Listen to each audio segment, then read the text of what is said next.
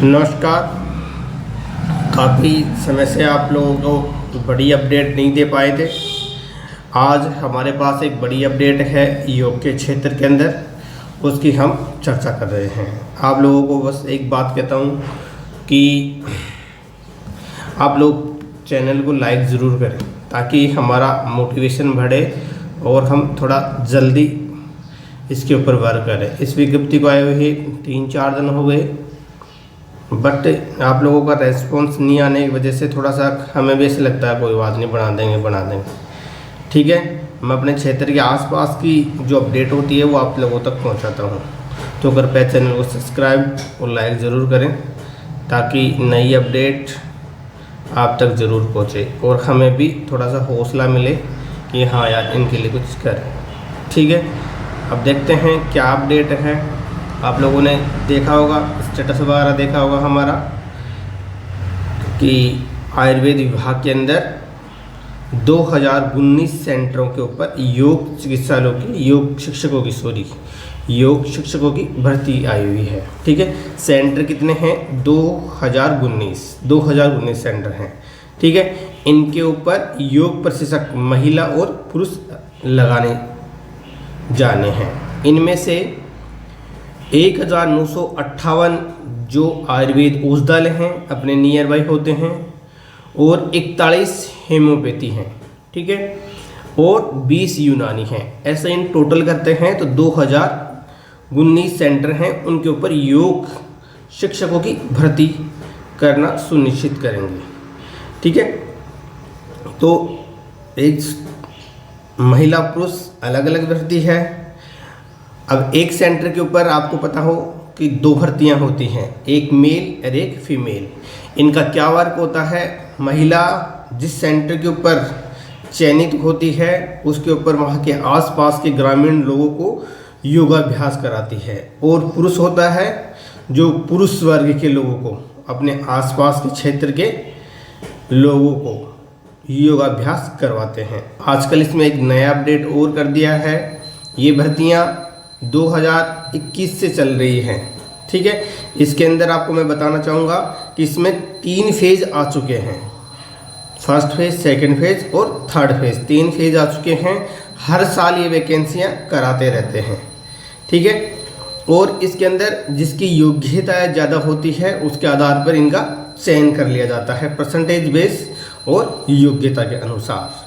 और जो इन्होंने तीनों फेजों के अंदर, ठीक है, तीनों फेजों के अंदर जो भी वैकेंसियाँ कराई हैं वो उनमें रिक्त स्थान रह गए।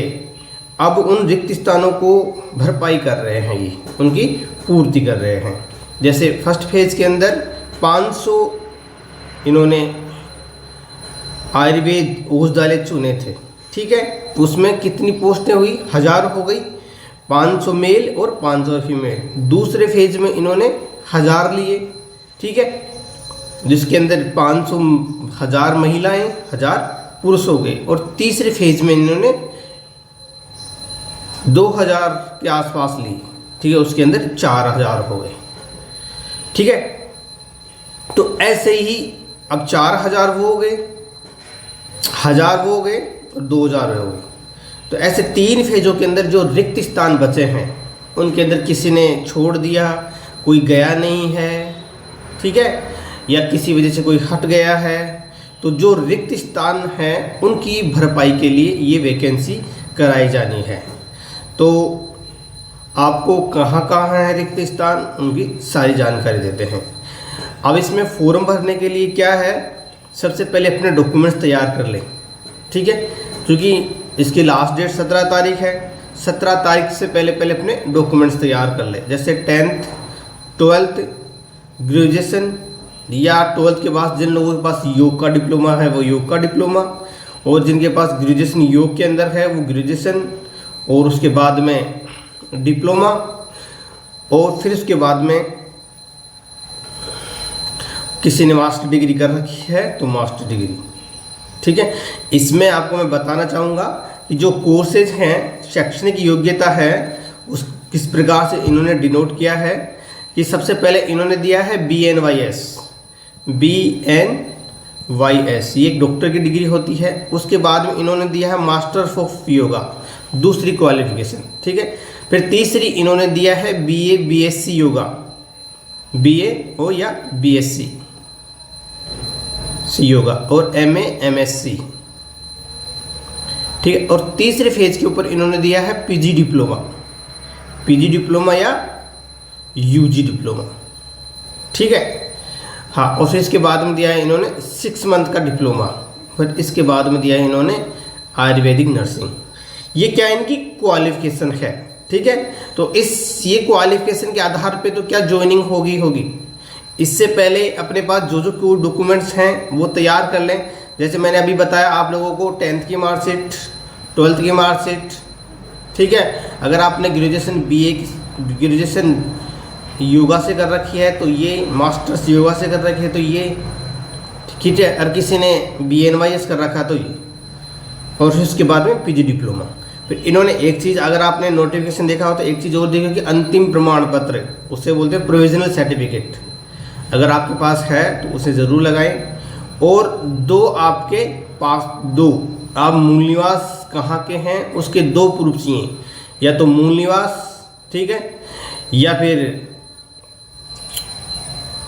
वोटर लिस्ट वाली मतदाता सूची में जिसमें नाम है, पहचान पत्र, या तीसरा मैं बताऊं तो राशन कार्ड, ठीक है। ऐसी कोई 2 लिस्ट, ड्राइविंग लाइसेंस वगैरह, ऐसी 2 लिस्ट है, 2 चीज़ आपको तैयार करनी है जिसके अंदर आप बता सकते हो कि मैं यहाँ रहता हूँ, ठीक है। तो ये हो गई आपकी डॉक्यूमेंट्स की लिस्ट कि अपने को ये पहले तैयार कर लेना है।